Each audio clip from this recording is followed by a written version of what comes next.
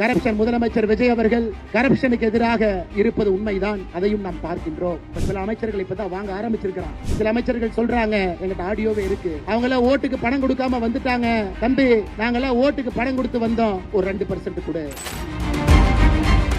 இது முதலமைச்சர் விஜய் அவர்கள் கவனத்திற்கு இப்பவே கொண்டு வர்றாங்க ஐயா. ஒரு வருஷம் கழிச்சு நாங்க பிரச்சனை பண்றதுக்கு முன்னாடி. அதனால கொஞ்சம் கடிவாளம் போடுங்க ஐயா, லூஸ் விட்டுறாதீங்க. கொஞ்சம் சனிக்கிழமை ஞாயிற்றுக்கிழமை ரிவ்யூ மீட்டிங் எடுங்க. இல்ல அண்ணாமலை தமிழ்நாடு பட்ஜெட்டை பத்தி பேசலையா? தமிழ்நாடு பட்ஜெட்டை பத்தி 2 வார்த்தை சொல்லுங்க ஐயா.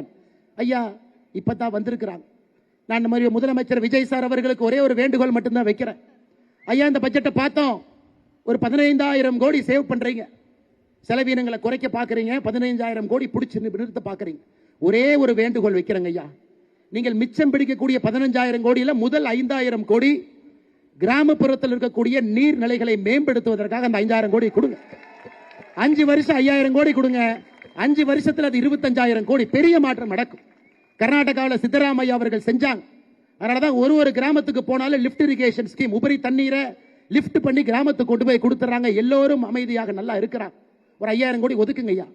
நீங்கள் சேமிக்கக்கூடிய 15,000 கோடியில 2வது 5,000 கோடி அரசு பள்ளிகளுடைய தரத்தை உயர்த்துவதற்காக அரசு பள்ளிகளுக்கு கொடுங்க ஐயா. நீங்க சேமிக்கக்கூடிய 3வது 5,000 கோடி கிராமப்புறத்தினுடைய வளர்ச்சிக்காக அந்த 5,000 கோடி கொடுங்க ஐயா. இப்படி நீங்க கொடுக்கலீங்கன்னா அவங்களால பட்ஜெட் போடவே முடியாது.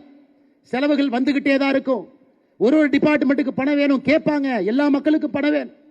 சேமிக்கக்கூடிய பணத்தில் இந்த 15,000 கோடியை 3-5,000 கோடியாக பிரித்து அடுத்த தமிழகத்திற்கு அடுத்த 5 ஆண்டுகள் 25,000 கோடி, வருஷத்துக்கு 5,000 கோடி நீர் மேலாண்மைக்கு, கல்விக்கு வருஷத்துக்கு 5,000 கோடி, 5 வருஷம் 25,000 கோடி, கிராமப்புறத்தினுடைய வளர்ச்சிக்கு 5,000 கோடி, 5 வருஷத்துக்கு 25,000 கோடி கொடுங்க ஐயா.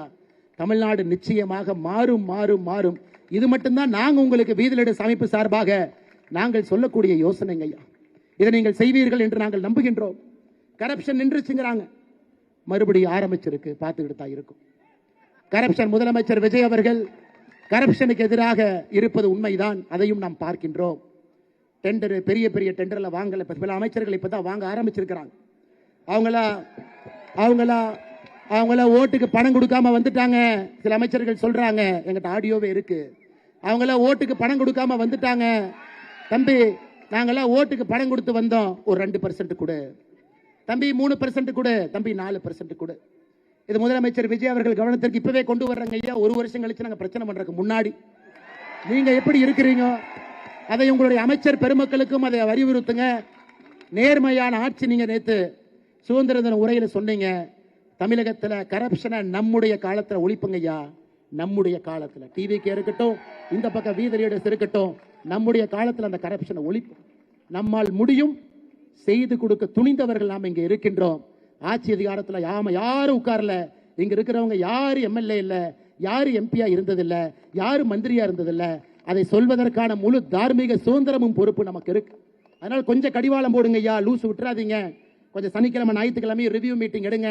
2 நாள் விடுபடுத்தீங்கன்னா அதிகாரிகளுக்கு அமைச்சர்களுக்கு குளிர் விட்டு போயிடும். அதையும் கொஞ்சம் பாருங்க, கண்ட்ரோல்ல வைங்க. குதிரைக்கு எப்பொழுதுமே கடிவாளத்தை கொஞ்சம் லூசா விட்டுட்டீங்கன்னா குதிரை வலது பக்கம் இடது பக்கம் போகும்.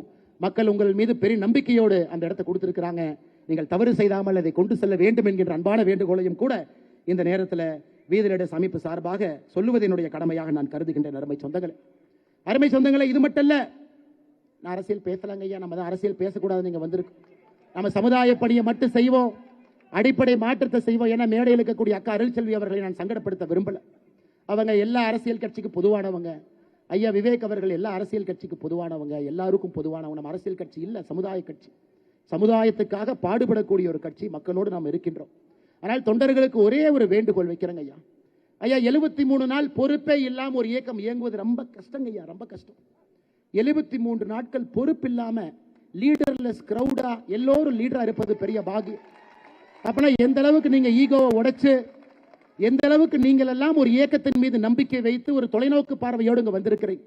அதனால நமக்குள்ள சண்டை வேண்டாங்க ஐயா. இது நம்முடைய வாழ்க்கையில ஒரு முறை கிடைக்கக்கூடிய வாய்ப்புங்க ஐயா. ஒரு பால்ல 6 அடிக்கும், ஒரு முறை கிடைக்கக்கூடிய வாய்ப்பு. கொஞ்சம் ஈகோவுக்கு இடம் கொடுக்காம எல்லா பகுதியில் இருக்கக்கூடிய இளைஞர் பெருமக்கள் எவ்வளவு வேலை இந்த ஒரு மாசத்துல எந்த எதிர்பார்ப்பும் இல்லாம பண்ணிருக்கிறீங்களே, எத்தனை வேலை செஞ்சிருக்கிறீங்க. அதை தொடர்ந்து நாம் செய்வோம். நம்முடைய உழைப்புக்கு கிடைக்கக்கூடிய ஊதியம் என்னன்னு கேட்டீங்கன்னா வாக்கு என்று சொல்வதை விட மக்களுடைய புன்னகை தாங்க ஐயா முதல்ல கிடைக்கும். அது டிசம்பர் மாதத்திற்குள்ள நம்ம எல்லோருக்கும் அது கிடைக்கும். சொன்னபடி நாம் செய்வோம், எங்கேயும் நாம போக வேண்டாங்க ஐயா. இதுல மட்டும் நாம்